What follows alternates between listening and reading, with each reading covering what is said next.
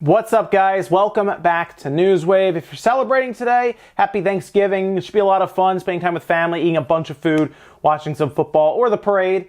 Either way, it's a fun day, and of course, a lot of people are going to go out probably tonight or tomorrow to take advantage of some Black Friday deals, so good luck there. Hopefully you get some of the stuff you're after. Today, though, we're going to go over a couple things.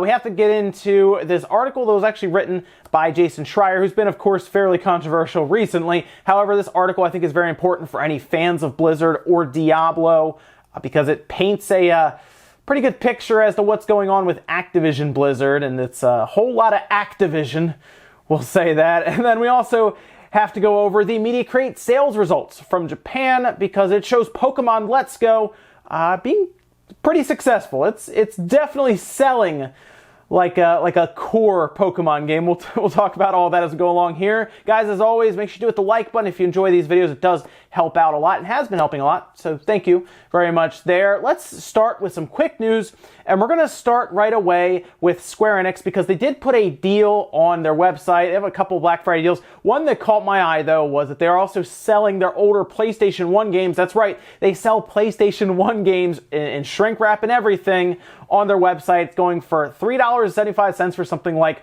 Chrono Cross, for example. They have a couple other games on sale as well. Some of their bigger ones, like Nier, is going to be on sale like all over the place for half off. But on their website, they have several others that are also on sale. But I saw Chrono Cross for like $3 or $4. There's some shipping too, so it's not like just $4. But I saw that and I was like, well, there you go. You can get a brand new copy of Chrono Cross for less than $10 sealed to play on your PS1 or your PS3. Yeah, your PS3 will play that disc just fine. Also, Steam's Autumn Sale is now live. They have a ton of deals over there. I saw Valkyria Chronicles 4 for half off at $30. That's a pretty good deal there. They also have a couple others, which include Civilization 6, which is massively discounted, like 75% off, and that's $18. Rainbow Six Siege saw a price cut. You also have Age of Empires 2 HD for $4. So they have a ton, just a metric ton of stuff. It's Steam sales. We're used to it by now. Whenever you hear Steam sales, you go and look to see if the game you have on your wish list is on sale. A lot of times you'll get alerted if it is, but still, it's always a great time of year whenever a big Steam sale goes down. This one looks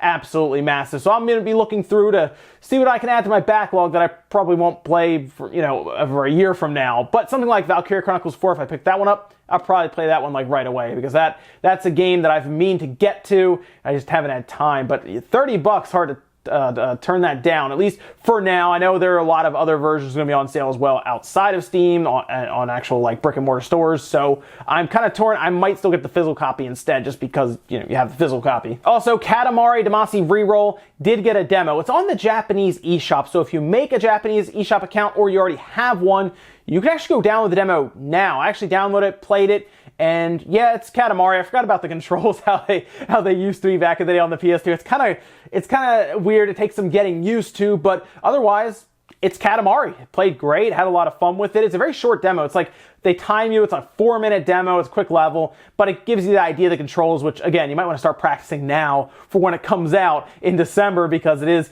a little awkward at first. You get the hang of it when you start like feeling where everything needs to go and which ones need to be, the sticks need to be pressed. Basically, you have to use 2 analog sticks at the same time, and that's how you play the game. You push them up in tandem, you move one down, the turn. It's a whole thing, but you'll get the hang of it as you play it. But you can go get the demo right now as long as you have a Japanese eShop account on your Switch. And if you're watching the parade today, Thanksgiving, Macy's Day Parade, we'll actually have Super Saiyan Blue Goku in full effect, flying around, all over the parade. That's going to be really cool to see that. It kind of took me by surprise when I heard about this last month, but now, today, you can see Goku flying around at the parade for the Macy's Day Parade. What an interesting thing to see. Cool representation, right? For anime, for Dragon Ball Super, I guess, in this case. And of course, they have the movie coming up with Broly, so it makes sense why they'd want to put him in there because the movies have actually been picking up steam.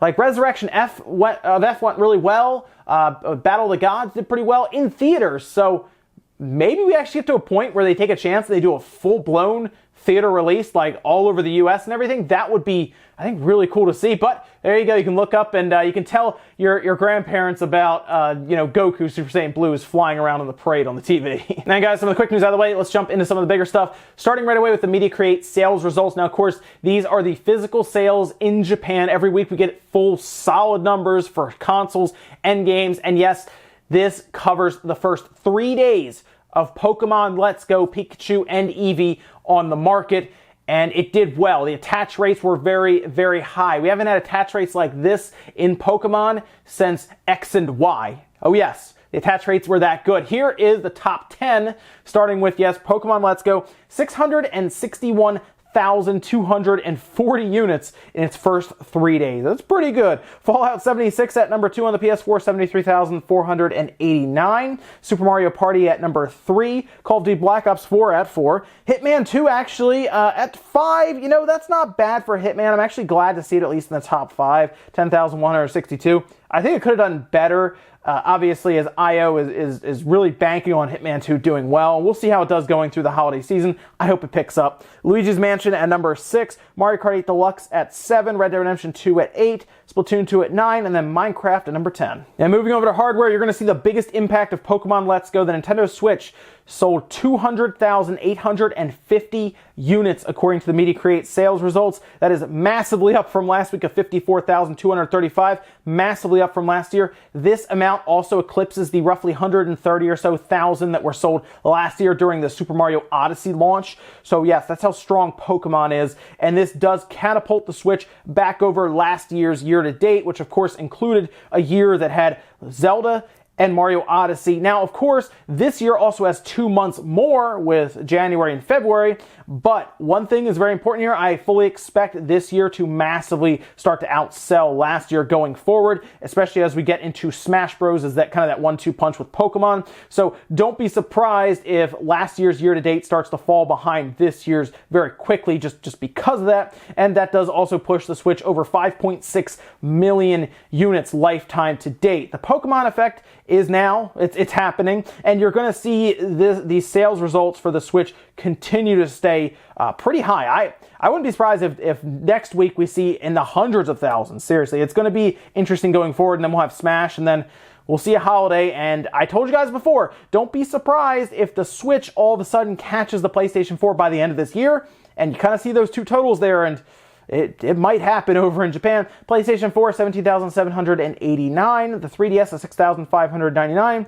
PlayStation Vita at 1,877. And the Xbox One at 164 units. That was actually a pretty large drop-off for the Xbox One. However, the X continues to outsell the baseline Xbox One, something I still don't really understand that much. Now, you might be wondering, well, how does that compare to previous entries in Pokemon? Let's say, Sun and Moon, Ultra Sun and Moon, Omega Ruby Sapphire, for example. Well, Yuji Nakamura actually put up a pretty good chart.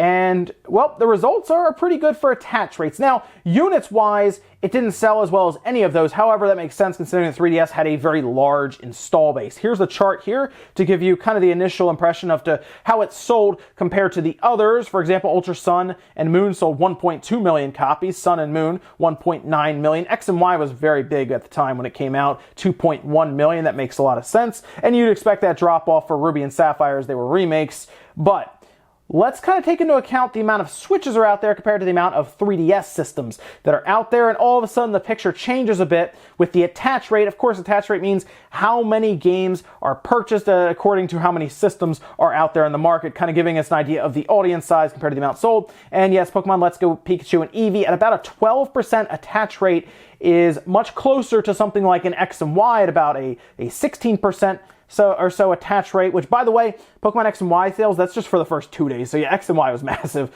But that does eclipse Omega Ruby, Alpha Sapphire, Sun and Moon, and Ultra Sun and Moon when it comes to attach rate, which what this really tells me, guys, is next year, around this time, when Generation 8 comes out, with more Switch systems on the market, we're expecting another 20 million minimum by this time next year, based on the lineup for next year. Of course, this holiday that's about to take place with Smash. Next year's Pokemon game is going to be a very, very interesting release in Japan. I think it's going to be one to really pay attention to. I think we could possibly see numbers, just raw numbers, closer to X and Y, especially if Let's Go Pikachu and Eevee did this well with attach rate, with remakes, and of course the Pokemon Go mechanic built in. One thing's for sure, Pokemon still sells. I kind of told you guys this before. It's still Pokemon. It's still going to sell in Japan. And it did. It pushed 200,000 units, Switch units out there, and it's going to continue to drive sales going into Smash, which is also going to work together in the holiday season.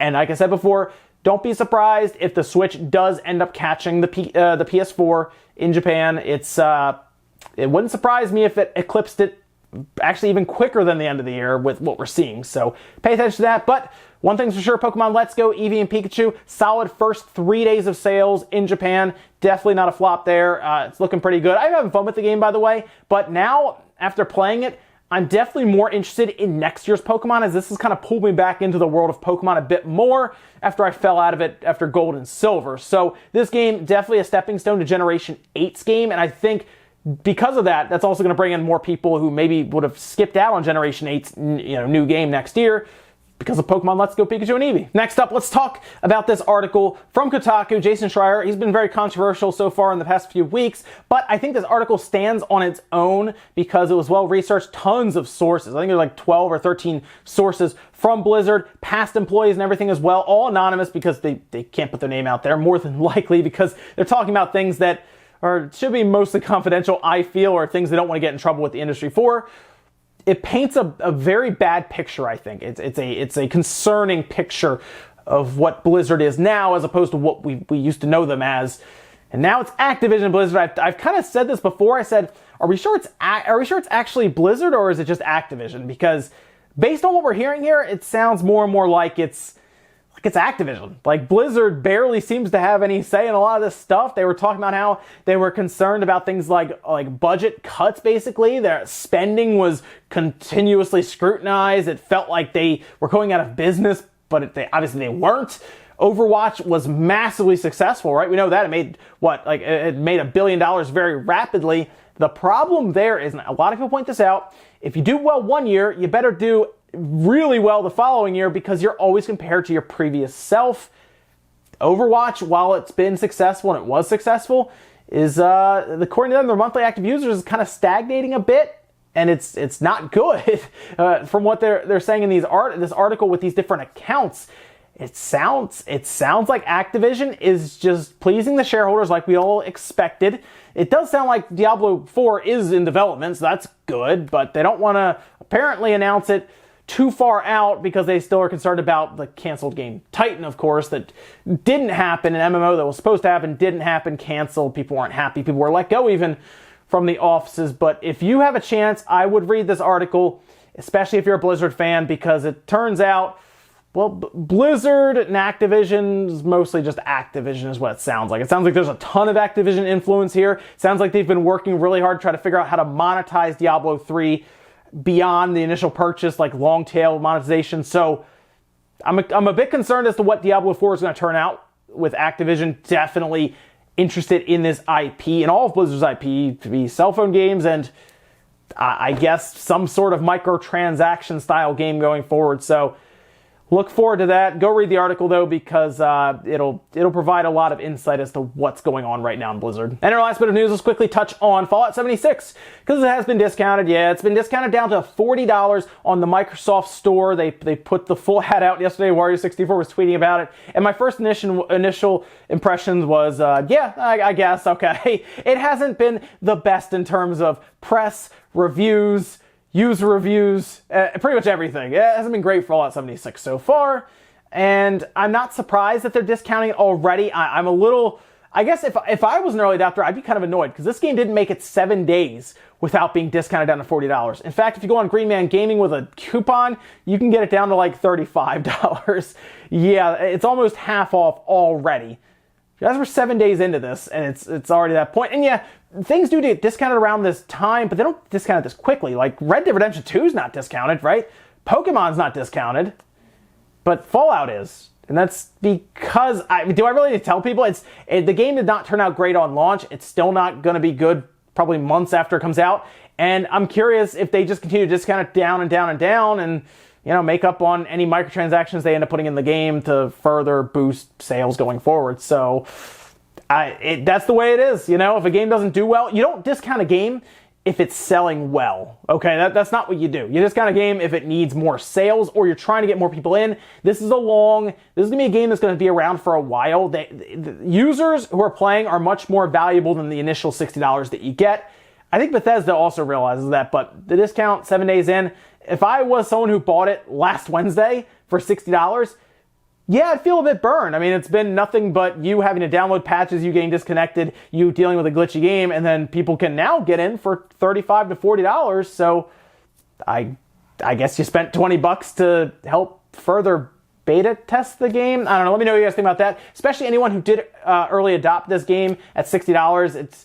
Usually you expect a game to at least go a month before being discounted, but this one did not. Let me know what you think about that, or maybe you're happy because you're looking at it now to pick it up. And ladies and gentlemen, that's going to do it here for Newswave. If you enjoyed this video, guys, hit the like button. It does help out. If not, hit the dislike. Leave comments down below about everything we talked about today, whether it is Fallout 76 discount. Are you surprised? Are you annoyed? Well, I'm sure a lot of people are annoyed, actually, but let me know about that one. And then also, what about the Diablo article, the situation with Activision Blizzard? Do you think it really is just Activision? Do you think Blizzard has any say anymore? And then the media creates sales, of course, for Pokemon Let's Go. Over 660,000 with a 12% attach rate and 200,000 Switch units selling in 1 week. Seems pretty successful, but we'll see how it continues going forward. Thanks, guys, for watching, and I'll see you next time.